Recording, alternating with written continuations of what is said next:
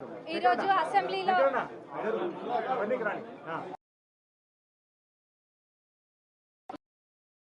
ముఖ్యంగా మేము ముగ్గురం కూడా కొత్త సభ్యులము, మహిళా సభ్యులము. మరి అదన్నీ చూసి మేము ఏం నేర్చుకోవాలో మాకు అర్థం కావట్లేదు.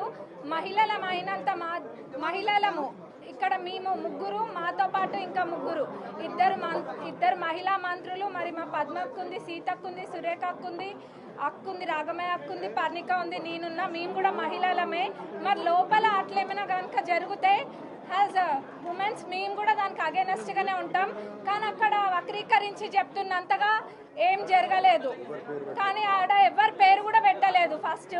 కానీ ఏదో సభను తప్పుదోవ పట్టియానికి, లేనిపోని గోల చేయనికి తప్ప ఆడ ఏం కనిపించట్లేదు మాకు. అట్లా చేసేటోళ్ళు అయితే ఒక్కటి గుర్తుంచుకోవాలి అందరు కూడా. మా చిన్నప్పుడు అది అయినా మాకు గుర్తుంది బాగానే. ఎందుకంటే రాజశేఖర్ రెడ్డి గారు అంటే అభిమానం. రాజశేఖర్ రెడ్డి గారు చేవెళ్ళ చెల్లమ్మ అని చెప్పి అక్కడి నుంచే కదా పాదయాత్ర మొదలుపెట్టింది. మరి కాంగ్రెస్ పార్టీలోనే కదా మంత్రి చేసింది సబితమ్మ గారిని. మరి అట్లాంటిది ఎందుకు అగౌరవపరుస్తాం? అట్లా ఏమీ కూడా జరగలేదు.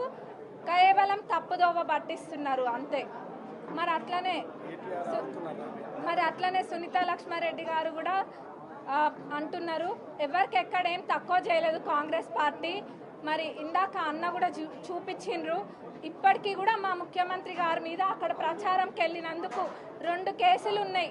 మరి అవన్నీ ఎట్లా మర్చిపోయినరో అర్థం కావట్లే. అప్పుడు ఉత్తగా చూసిన మాకే మర్చిపోలేదు. మరి వాళ్ళు అవన్నీ అనుభవించి కూడా ఎట్లా మర్చిపోయినరో తెలుస్తలేదు. ఇప్పుడు కొత్తగా వచ్చిన వాళ్ళకి ఏదైనా మంచిగా 2 మాటలు నేర్పాలి. కానీ ఇట్లాంటివి నేర్పిస్తే రేపటి నాడు అందరూ కూడా వీటిని ఖండిస్తారు. మరి మొన్న మా సీతక్కని పట్టుకొని ఒకళ్ళు అన్నారు ఒక మాట. ఆ రోజు మేము కూడా అట్లనే పోయినామా?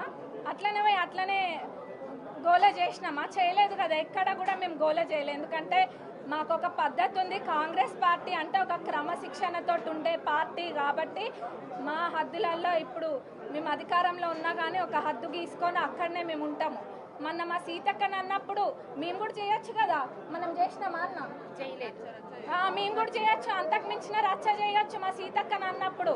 మరి గత 10 సంవత్సరాలు కూడా ఏం చేసిండ్రు ఎవరు చూడలేదా?